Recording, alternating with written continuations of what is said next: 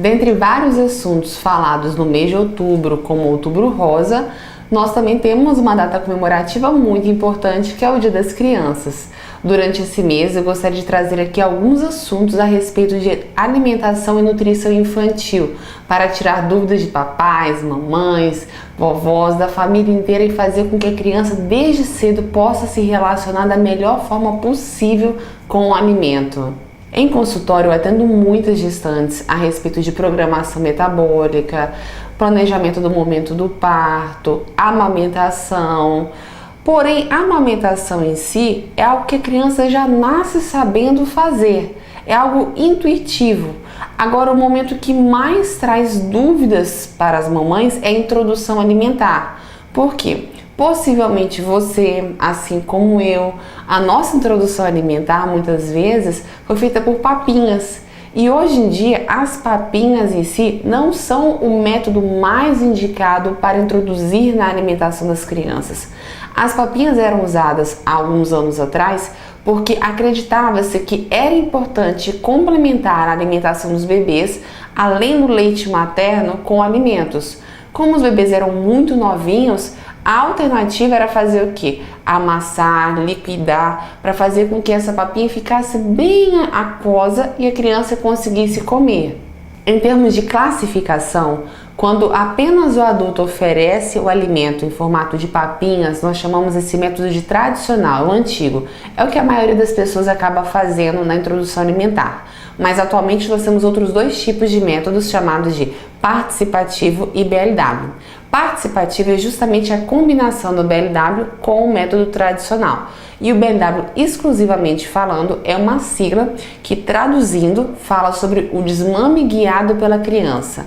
Com certeza muitas pessoas já até fizeram isso de forma intuitiva e natural, mas essa sigla, esse nome, foi classificado há alguns anos e isso veio da Inglaterra. O BLW, na prática, é algo muito simples, porque é natural, é fazer com que a criança, no tempo dela, se alimente. Ou seja, ela não precisa de vir uma outra pessoa dar a comida na boca dela. Ela mesma que vai atrás da comida. É simples e é natural, porém isso só acontece de forma tão natural quando acontece no momento certo, que é a partir do 6º mês de vida da criança. E nós já falamos lá no nosso Agosto Dourado que até o 6º mês somente leite materno. Após o 6º mês que nós começamos a introduzir esses alimentos. Só que isso é como um calendário que hoje deu 6 meses e um dia, começamos hoje? Não, nós temos que observar os sinais que o corpo da criança nos dá. Por exemplo, quando a criança consegue se sentar sozinha, que ela consegue manter o corpinho ereto sem apoiar em nada, quando a linguinha dela para de fazer aquele movimento de protusão, de ficar empurrando, quando a criança naturalmente começa a ter um pouco mais de interesse pela alimentação da família, sim, está chegando o momento da criança participar da alimentação. Além de observar o corpo da criança, os sinais que ela dá, ou seja, esses fatores, digamos que internos, também é importante preparar um ambiente externo. Ter acessórios, uma cadeirinha em que a criança consiga se sentar acoplada à cadeira do adulto na mesa com toda a família faz total diferença, visto que se a criança come em momentos diferentes da família, no chão, ou no bebê conforto, ou no carrinho, além de não criar essa conectividade com a refeição, com esse momento familiar, expõe a criança até mesmo a engasgos, visto que ela não está na posição correta. Mesmo sendo algo aparentemente natural, eu sei assim que gera muitas dúvidas, então eu prometo que na semana que vem nós podemos continuar falando de como ofertar com mais detalhes e quais alimentos ofertar. Mas o que eu gostaria de reforçar são os benefícios dessa prática, que são inúmeros. Por exemplo, a questão social, o relacionamento. Quando a criança ela vai à mesa e ela tem a família dela comendo junto, ela naturalmente, por espelhamento, ela vai comer com mais facilidade e vai acostumar-se a comer com outras pessoas, fazendo com que momentos diferentes, onde você sai de casa, em viagens, faz com que a criança se desperte ao novo. Ela experimenta melhor as coisas, por quê? Porque ela está fazendo isso com o exemplo dos pais. Muito importante também é reforçar que a família tem que ter bons hábitos alimentares, já que se a criança está espelhando, é importante que ela realmente espelhe exemplos positivos, sempre dando foco à comida de verdade. Um grande benefício é fazer com que a criança se relacione bem, além da refeição, com a família, mas com alimento específico. Por quê? Quando ela vai comer uma cenoura, ela está vendo a cenoura. Quando ela vai comer um brócolis, ela está vendo o brócolis. Quando a criança vai comer uma papinha, ela não sabe que alimento é aquele, está tudo ali misturado. É muito comum eu ouvir os pais falando assim: quando criança comia tudo, depois que cresce parou de comer, não come mais nada. Mas a criança não sabia que ela comia tudo, porque ela não via esse alimento pronto. Então é muito importante que você possa ofertar esses alimentos inteiros e depois fazer os cortes adequados para que a criança crie uma associação do que ela realmente está comendo e aí sim forme hábitos alimentares saudáveis e verdadeiros.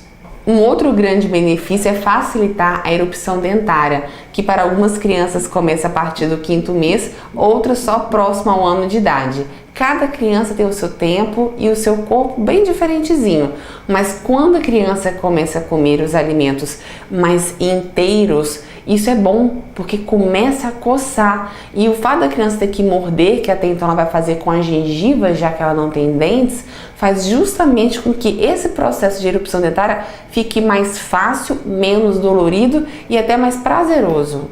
Um outro benefício é o desenvolvimento neuromotor. Quando a criança começa a comer, ela ainda não consegue fazer um movimento de pinça. Esse movimento, ele é um movimento refinado que nos diferencia dentre os primatas na nossa escala evolutiva e a criança consegue desenvolvê-lo melhor a partir do 8º, 9º mês, quando ela realmente começa a comer um pouco mais, porções mais volumosas. Até então ela consegue comer pedaços maiores, trazendo até a boca. Como as crianças começam a desenvolver todos os dias em cada refeição essa movimentação, estudos mostram que essas crianças acabam tendo um desenvolvimento neuromotor melhor, fazendo com que elas tenham habilidades manuais mais refinadas, uma letra melhor e maior atenção nos estudos. Dentre tantos benefícios, ainda tem um grande benefício, que é o desenvolvimento da autonomia da criança. Você fazer com que a criança possa, no tempo dela, na idade dela, ser responsável pelas suas ações. E isso é muito importante, porque dessa forma você também está contribuindo com que ela seja responsável do controle de fome e saciedade. Quando a pessoa está oferecendo as papinhas para a criança, muitas vezes a criança ela acaba comendo um volume muito maior, porque o sinal de saciedade que o nosso corpo emite lá no cérebro, ele leva alguns minutos. Se a pessoa dá a papinha muito rápido, a criança não consegue perceber que ela está saciada no tempo certo e acaba desde cedo comendo muito mais do que é necessário. Crianças em aleitamento materno exclusivo já tem esse fator como vantagem, visto que o leite materno tem em sua composição compostos que ajudam nessa relação de saciedade. Esse tema é muito rico, por isso eu quero convidar a vocês para continuar assistindo na semana que vem a continuidade sobre esse assunto, onde irei falar sobre os cortes, quais são os alimentos que devem ser oferecidos primeiro, o volume, que são as dúvidas mais frequentes sobre esse assunto. Agora, muito importante, independente do método que você for escolher, sempre temos que ponderar com equilíbrio, verificar cada caso, bom senso e conversar sempre com o pediatra que está acompanhando, visto que isso deve ser acompanhado na curva de crescimento, garantindo com que a criança se desenvolva da melhor forma possível, certo? Então até a semana que vem. Até mais!